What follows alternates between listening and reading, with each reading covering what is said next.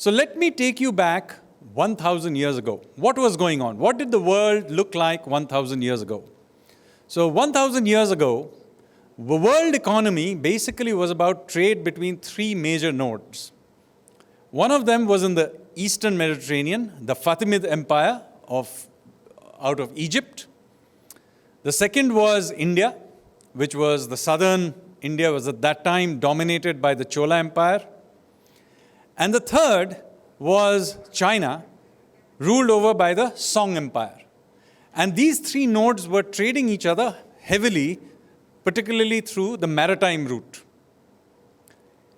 Now, it is important to note here that we are all very proud about India being, at that time, something like a third of the world economy. But you have to understand that this wasn't only about the domestic economy. It happened because we Indians dominated world trade. And how did we do it? It wasn't about, individual heroic merchants sailing out into the horizon. It was actually done by large guilds, merchant and artisan guilds, which were not dissimilar to multinational companies. We even know their names. For example, one of them was called Mani Gramam. Another was called the 500. Why 500? I presume because they had 500 shareholders. So it was like a modern corporation. And these were not small bodies. They had sort of operations across the world. For example, the 500 had major operations in Southeast Asia. They had their own navy because there were obviously pirates everywhere.